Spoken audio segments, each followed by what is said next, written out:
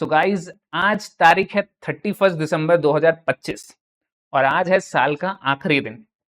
और भारत सरकार की तरफ से बहुत बड़ा न्यू ईयर गिफ्ट भी आप लोगों के लिए आ गया है, क्योंकि हर हेडलाइन चिल्ला चिल्ला के बस एक ही बात कह रही है। हर न्यूज चैनल, हर न्यूज़पेपर एक ही बात हेडलाइन में लिखता जा रहा है कि इंडिया सरपासेस जापान, मतलब भारत अब दुनिया की चौथी सबसे बड़ी अर्थव्यवस्था बन चुका है। सारी हेडलाइंस ये बता रही हैं कि 4.18 ट्रिलियन यूएस डॉलर की इकोनॉमी बन गई है हमारा भारत देश, और अगले साल जर्मनी अब हमारा अगला शिकार बनने वाला है। ये हर न्यूज़पेपर, हर न्यूज़ चैनल यही बात बता रहा है। तो सबको लग रहा है बहुत अच्छी बात है, बहुत अच्छी बात है। तो चलिए समझते हैं इसमें कितनी अच्छी बात है और कितनी आपको परेशानी देने वाली बात है। तो सुनने में बहुत अच्छा लगता है, राइट? सुनने में तो अच्छा ही लग रहा है कि चौथी सबसे बड़ी इकोनॉमी हम बन गए। सीना गर्व से चौड़ा भी हो जाता है। और व्हाट्सएप यूनिवर्सिटी पे आप में से बहुत सारे लोग लड्डू भी बांट रहे होंगे, वाह देखो भाई, देखो हमारा देश कहां पहुंच गया, हम तो बहुत आगे बढ़ गए हैं। बट आपको कुछ चीजें ध्यान देनी होगी। सरकार तो कह रही है कि हम गोल्डी लॉक्स फेज में है, जहां सब कुछ परफेक्ट है, विकास तेज हो रहा है, महंगाई कम है, तो कोई परेशानी की तो यहां बात है ही नहीं।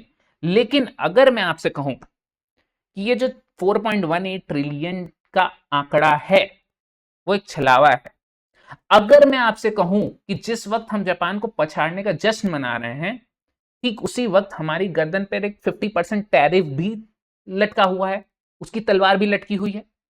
तो आज की इस वीडियो में हम उस खबर की चीर-फाड़ करेंगे जो आपको न्यूज़ चैनल वाले तो दिखाते नहीं है। तो मैं कोशिश करूंगा आपकी आंखों के सामने जो सच्चाई है वो रख दूं।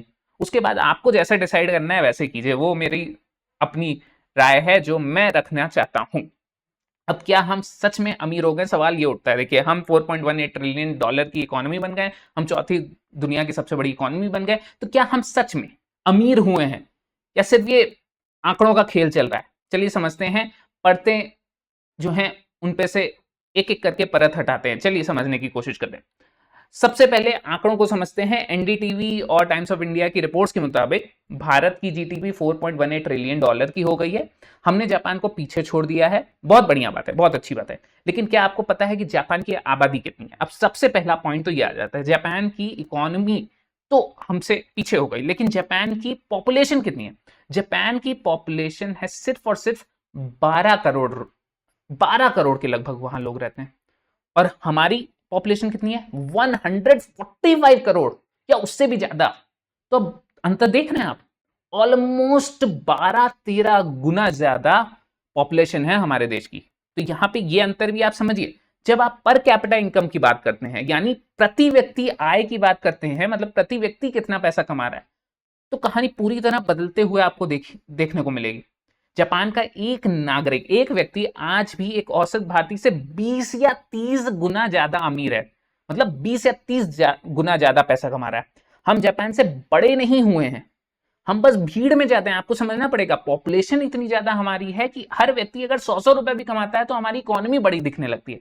लेकिन ओवरऑल अगर हर व्यक्ति विशेष की बात करें, एक इंडिविजुअल की बात करें, वो कितना पैसा कमा रहा है, तो हम जापान से 20 या 30 गुना नीचे हैं, 20 या 30 गुना पीछे हैं। तो ये बात अपने दिमाग में रखिएगा कि हर व्यक्ति कितना कमा रहा है। जापान में हर व्यक्ति ज्यादा कमा रहा है, हमारे देश में हर व्यक्ति ज्यादा नहीं कमा रहा है। और एक और कड़वा सच मैं बता देता हूं, यहां पे हमने जापान को हराया भी नहीं है। सच्चाई यह है कि जापान खुद हार गया है परिस्थितियों के कारण। उसकी परिस्थितियां कुछ ऐसे नहीं है कि जापान खुद ब खुद पीछे गया है। अब इसका कारण क्या है? पिछले 2 सालों में जापानी येन, जो वहां की करेंसी है, उसकी वैल्यू गिरी है। उनकी आबादी भी बूढ़ी होती जा रही है। हमारे देश में यंगस्टर्स ज्यादा हैं, लेकिन सब के सब क्या हैं? अनएम्प्लॉयड हैं, तोड़फोड़ मचा रहे हैं, रिलीजियस नारे दे रहे हैं। लेकिन वहां के लोग ऑलरेडी बूढ़े हो चुके हैं, तो बूढ़े लोग इकोनॉमी को कंट्रीब्यूट नहीं कर पाते हैं, और इनकी इकोनॉमी, जापानीज इकोनॉमी सिकुड़ रही है, छोटी होती जा रही है। तो यह हमारी जीत से ज्यादा उनकी कमजोरी भी है। आप मजबूत हुए कि नहीं वो मैटर नहीं कर रहा है, लेकिन यहां ये जरूर मैटर कर रहा है कि वो जरूर कमजोर हुए हैं। और सरकार और मीडिया ये बात आपको तो बताने से रही, तो इसीलिए मैं बताने की कोशिश कर रहा हूं। अब उसके साथ साथ वो आपको बस 4 ट्रिलियन डॉलर का एक बड़ा नंबर दिखा रहे हैं, आपकी मीडिया, आपकी हेडलाइंस। सवाल यह है कि आपकी जेब में यह ग्रोथ पहुंची है कि नहीं। आप अपने आप से पूछिए, क्या ये $4 ट्रिलियन की इकोनॉमी जो दिखाई जा रही है, उसका असर आपकी जेब पे पड़ रहा है कि नहीं। क्या 2025 में आपकी सैलरी या आप जो आय कमा रहे हैं वो इतनी बढ़ी है कि नहीं कि बस महंगाई ही बढ़ती जा रही है। ये अपने आप से पूछिए, क्योंकि ये जब आप सवाल पूछेंगे और इसका जब आप उत्तर पाएंगे तो हेडलाइंस को इंपॉर्टेंस नहीं देंगे, बल्कि आप अपने एक्सपीरियंसेस को इंपॉर्टेंस देंगे। तो अपने आप से भी पूछेगा। और उसके साथ साथ अब आते हैं एक ऐसे बड़े मुद्दे पे जो सबसे ज्यादा खतरनाक है और जिसे जानबूझकर सब लोग इग्नोर करते जा रहे हैं। उसको बताया जा रहा है कि it is not very important, but it is very important from the economic point of view. आप समझिए, इंडिया पे 50% का टैरिफ लगा हुआ है अमेरिका के प्रेसिडेंट के द्वारा। 50% का टैरिफ, मतलब पहले जो सामान 100 रुपए का मिल रहा था वो 150 रुपए में मिल रहा है। और अगर हम इकोनॉमिक टाइम्स की एक रिपोर्ट की बात करें तो उसमें साफ साफ बताया गया है कि 2026 में इंडिया को एक यूएस ट्रेड डील तो चाहिए ही चाहिए।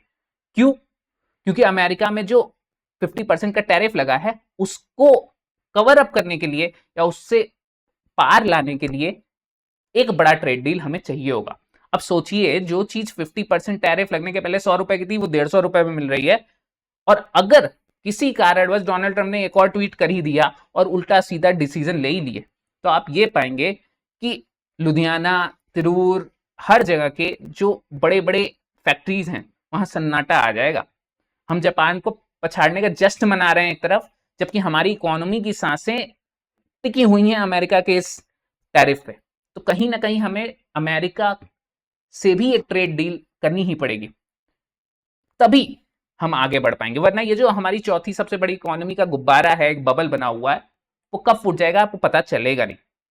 अब देखिए, टाइम्स ऑफ इंडिया कहता है कि गोल्डीलॉक्स फेस में है इकोनॉमिक्स में। इसका मतलब होता है कि जहां पे सब कुछ अच्छा चल रहा हो, ना बहुत गर्मी हो ना बहुत ठंड हो, हाई ग्रोथ चल रही हो, लो इन्फ्लेशन हो, सरकार कह रही है कि महंगाई भी काबू में है। लेकिन आपको एक बात सवाल करनी पड़ेगी कि क्या सच में महंगाई काबू में है। आंकड़ों में महंगाई तो कम हो रही है, लेकिन क्या आपकी ईएमआई कम हुई है? आप स्वयं से पूछिए, मैं नहीं पूछ रहा हूं, आप स्वयं से पूछिए, क्या आपकी ईएमआई कम हुई है? क्या बच्चों की स्कूल की फीस कम हुई है? क्या अस्पतालों का बिल कम हुआ है? क्या लो इन्फ्लेशन सिर्फ कागजों पर है या सच में कुछ असर हो रहा है आपकी लाइफ में? असलियत तो ये लगती है मुझे कि गरीब और मिडिल क्लास अपनी सेविंग्स तोड़कर घर चला रहे हैं। अपनी सेविंग्स निकाल निकाल के बैंक में से जो बची कुची पैसे हैं उसको निकाल निकाल के वो खर्चा कर रहे हैं, वो गैस ले रहे हैं, वो हॉस्पिटल जा रहे हैं, उनकी एम्प्लॉयमेंट नहीं लग रही है, जॉब नहीं मिल रही है, तो जो बची कुची पैसे हैं उसका यूज करते हुए वो पैसे चलाने की कोशिश कर रहे हैं। तो जो 8.2% की जीडीपी ग्रोथ की बात कही जा रही है, उसको अगर देखा जाए तो वो एक के शेप्ड रिकवरी दिखाती है। मतलब है कि अमीर अमीर होता जा रहा है और गरीब गरीब होता जा रहा है। आप मिडिल क्लास, एक नॉर्मल सोसाइटी के लोग गरीब होते जा रहे हैं और जो अमीर हैं वो तो और अमीर होते ही जा रहे हैं। तो जापान को पीछे छोड़ना, जो बात कही जा रही है, जो हेडलाइंस में बड़े बड़े जश्न मनाए जा रहे हैं, वो सच्चाई है, वो ठीक है, दैट इज गुड, वो एक उपलब्धि है अपने आप में। लेकिन इससे इनकार भी नहीं किया जा सकता है कि देश की क्षमता सच में सारे लोगों को लेके भी पछाड़ने की काबिलियत रखती है। लेकिन यहां पे हम ये देखते हैं कि सभी लोग मिलजुल के आगे नहीं बढ़ रहे हैं, बल्कि कुछ पोर्शन ऑफ द सोसाइटी आगे बढ़ता जा रहा है और कुछ पोर्शन ऑफ द सोसाइटी अभी भी बहुत बहुत बहुत पीछे है।